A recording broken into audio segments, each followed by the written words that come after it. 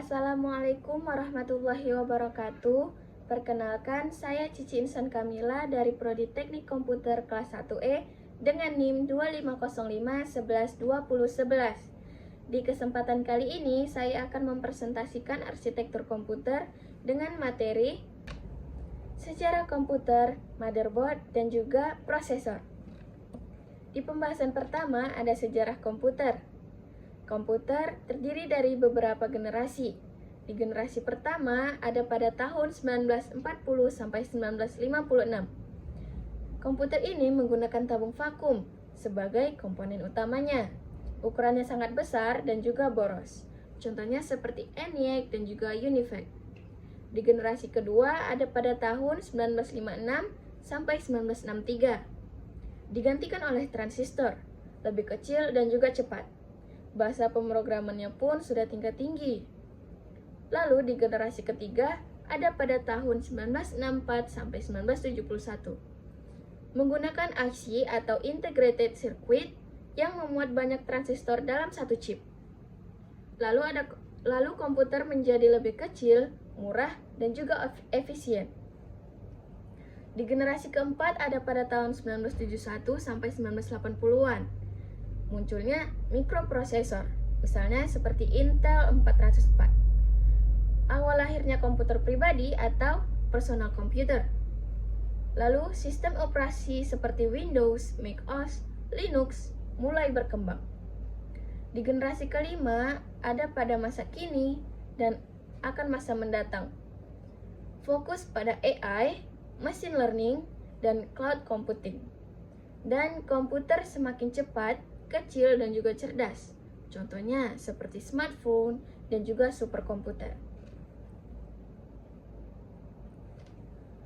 Lalu, kita perlu tahu juga apa sih itu komputer? Komputer adalah alat elektronik yang dapat menerima data seperti input atau mengolah data seperti proses, menyimpan data atau storage, dan menghasilkan informasi atau output sesuai dengan instruksi yang telah diberikan. Terdapat komponen utama komputer yaitu seperti hardware, seperti CPU, RAM, hard disk atau SSD, monitor, keyboard, mouse, printer atau perangkat input-output lainnya, dan juga ada software perangkat lunak seperti sistem operasi Windows, Linux, macOS, dan juga aplikasi seperti Microsoft Office, browser, game, dan lain-lain. Dan yang ketiga, brainware atau pengguna. Itu adalah orang yang mengoperasikan komputer tersebut. Lalu, fungsi komputer. Fungsi komputer sebenarnya ada banyak. Di sini saya buat adalah untuk mengolah data menjadi informasi, membantu pekerjaan manusia seperti di perkantoran atau ngedesain, riset, hiburan ataupun di sekolah dan di kampus. Dan fungsi komputer lainnya yaitu media komunikasi seperti di internet, email, dan juga media sosial. Jenis-jenis komputer terdiri dari PC atau desktop, laptop atau notebook, ada juga server, komputer penyedia layanan jaringan, dan juga ada superkomputer dengan kemampuan yang sangat besar. Lalu, komputer itu juga memerlukan internet dan jaringan. Komputer bisa saling terhubung melalui jaringan seperti LAN atau Wi-Fi untuk berbagi data dan juga mengakses internet.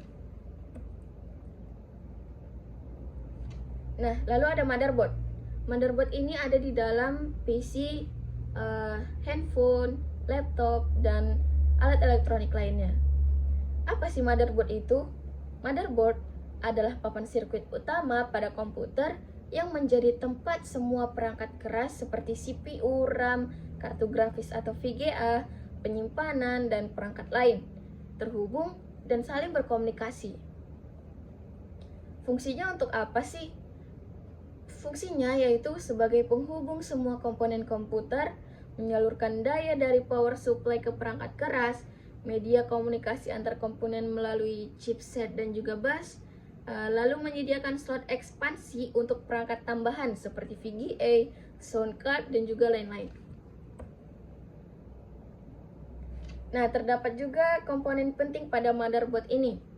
Yang pertama ada CPU, soket CPU, lalu ada slot RAM, chipset, BIOS, slot ekspansi, port input-output, power connector, dan juga SATA atau tempat koneksi hard disk atau SSD. Nah, terdapat juga peran motherboard dalam sistem komputer, yaitu untuk menentukan kompatibilitas hardware jenis CPU, RAM, dan GPU, berpengaruh pada performa dan upgrade komputer, menjadi pusat komunikasi dan pengendali utama sistem. Nah, kita lanjut ke membahas salah satu komponen yang ada pada motherboard, yaitu prosesor atau CPU.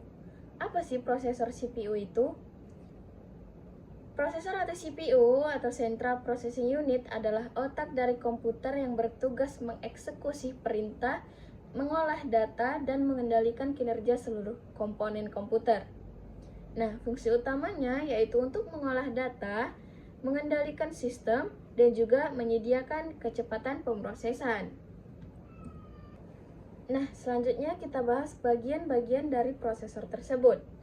Bagian-bagian prosesor ada ALU atau Arithmetic Logic Unit, yaitu bagian yang melakukan operasi aritmatika dan juga bilangan logik. Selanjutnya ada CU atau Control Unit yang untuk mengarahkan dan mengontrol jalannya instruksi. Lalu ada register. Register itu adalah untuk tempat penyimpanan data sementara saat proses berlangsung. Lalu ada cache, yaitu memori kecil yang berkecepatan tinggi yang menyimpan data atau instruksi yang sering digunakan. Lalu kita ke jenis-jenis prosesor. Jenis prosesor ada dua, yaitu Intel seri Core i3, i5, i7, i9, dan juga Xeon Celeron. Nah, di jenis prosesor lainnya yaitu ada AMD seperti Ryzen, Athlon, dan juga lain-lain. Lalu, peran prosesor ini adalah untuk menentukan performa utama pada PC ataupun laptop. Lalu, kemampuan multitasking dan juga gaming harus cocok dengan motherboard atau soket dan chipsetnya. Nah, mungkin itu saja yang dapat saya sampaikan. Lebih dan kurangnya saya mohon maaf. Dan semoga materi yang saya sampaikan dapat bermanfaat bagi kita semua. Wabillahi taufiq wal hidayah. Wassalamualaikum warahmatullahi wabarakatuh.